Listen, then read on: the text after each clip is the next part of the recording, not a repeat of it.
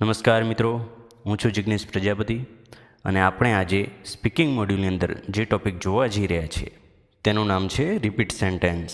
Repeat sentence પણ 3 parameter ઉપર આધાર રાખે છે: કન્ટેન્ટ, પ્રોનાઉન્સિએશન અને ફ્લુએન્સી, જે તમે સ્ક્રીનમાં જોઈ રહ્યા છો. પણ આની અંદર એવું છે ને મિત્રો કે કન્ટેન્ટ ઉપર વધારે ધ્યાન નથી આપવાનું. તમારે વધારે ધ્યાન આપવાનું છે પ્રોનાઉન્સિએશન અને ફ્લુએન્સી ઉપર. આની અંદર કેવું હશે મિત્રો કે લગભગ 9 થી 10 અથવા 12 આજુબાજુ વર્ડનું એક સેન્ટેન્સ બોલશે, એને તમારે રિપીટ કરવાનું છે. ઘણા એવા વાક્યો હશે કે એકદમ સ્પીડમાં હશે અથવા તો બેકગ્રાઉન્ડ મ્યુઝિક વાગતું હશે, તો ઘણા વર્ડ ભૂલાઈ જશે.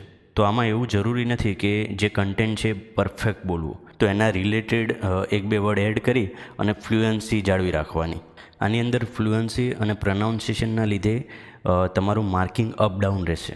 એટલે ખાસ આ બે ઉપર વધારે ધ્યાન આપજો. કન્ટેન્ટ તો થઈ જ જશે. આગળ વિડીયોની અંદર જ્યારે આપણે પ્રેક્ટિસ જોઈશું ને, ત્યારે તમે જોશો કે હું ઘણા વર્ડ ભૂલી ગયો છું, નહીં બોલ્યો હોય, અથવા તો ઘણા વર્ડ ચેન્જ કરી નાખ્યા છે. તો એની ઇમ્પેક્ટ શું પડે છે ને એ આપણે વિડીયોમાં જોઈશું. મિત્રો, આગળ વધીએ પહેલાં આ વિડીયો અને ચેનલને લાઇક, શેર અને સબસ્ક્રાઈબ જરૂરથી કરી દેજો. જો બાકી છે ને, ચલો જલ્દીથી સબસ્ક્રાઈબ કરી દો. મિત્રો, હવે આપણે જોઈશું રિપીટ સેન્ટેન્સની પ્રેક્ટિસ કઈ રીતના હોય છે. ચાલો એપયુની વેબસાઇટની અંદર આપણે જઈને જોઈએ કે કેવી રીતના હોય છે. મિત્રો, 1-2 સેકન્ડ ટાઈમ મળશે, પછી જે સેન્ટેન્સ હોય છે એનો ઓડિયો પ્લે થશે. એ ઓડિયો પૂરો થાય એટલે તમને 15 સેકન્ડનો ટાઈમ મળે છે. 15 સેકન્ડની અંદર તમારે એ ઓડિયોને રિપીટ કરવાનો હોય છે. You may not be allowed to read any books without the reading list. You may not be allowed any book without a reading list. Stop ઉપર ક્લિક કરી દઈશું. સબમિટ બટન ઉપર ક્લિક કરશું. સ્કોર ચેક કરી લઈશું. You may not be allowed any book without a reading list.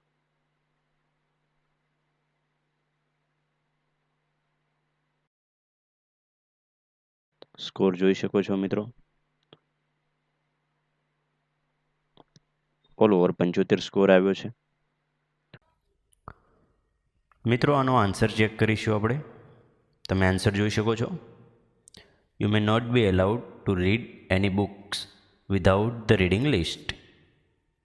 Allowed પછી જે two અને રીડ બંને છે એ બંને હું નથી બોલ્યો, અને એના પછી વિધાઉટ પછી જે ધ રીડિંગ લિસ્ટ છે તો એ ધ પણ હું નથી બોલ્યો. તો પણ કન્ટેન્ટની અંદર 77 માર્ક આવ્યા છે. તો આપણે ફ્લુએન્સી અને પ્રોનાઉન્સિએશન ઉપર વધારે ધ્યાન આપીશું. કન્ટેન્ટની અંદર 1-2 વર્ડ આઘા પાછા થઈ જાય ને તો એનું બહુ ટેન્શન નહીં લેવાનું. ચાલો બીજું એક સેન્ટેન્સ જોઈએ.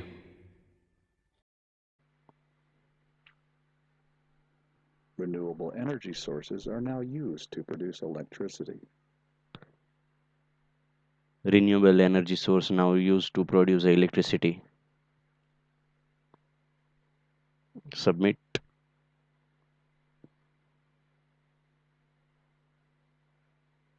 Click the score. Renewable energy source now used to produce electricity.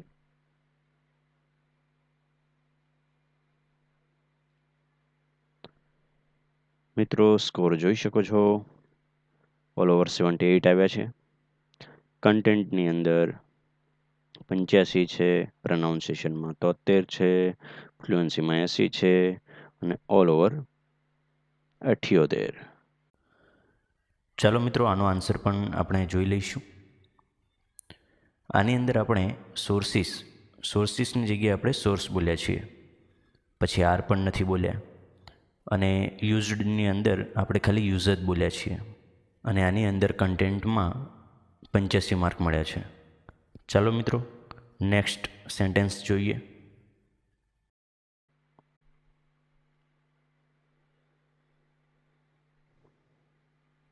Please make sure you use the standard form of quotation.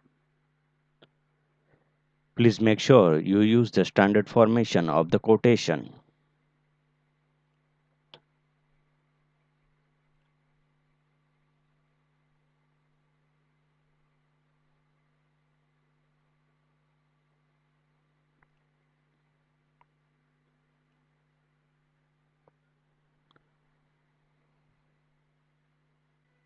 શું વાત છે ભાઈ, જોઈ શકો છો શું સ્કોર આવ્યો છે. આનો આન્સર પણ આપણે ચેક કરી લઈશું. તમે સ્ક્રીન ઉપર જોઈ શકો છો. એક તો ફોર્મની જગ્યાએ આપણે ફોર્મેશન બોલ્યા છીએ, અને બીજું ઓફ પછી વધારાનો મેં એક ધ એડ કર્યો છે, ધ કોટેશન એવું બોલ્યો છું. અને આની અંદર તમે જોઈ શકો છો મિત્રો, કન્ટેન્ટમાં 82, પ્રનાઉન્સિએશનમાં 87 અને ફ્લુએન્સીમાં 90 માર્ક છે.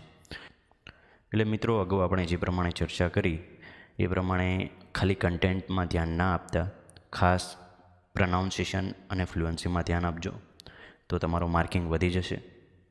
બસ આમ પ્રેક્ટિસ કરતા રહેજો. ચાલો મિત્રો, મળશું હવે આગળના વિડીયોમાં.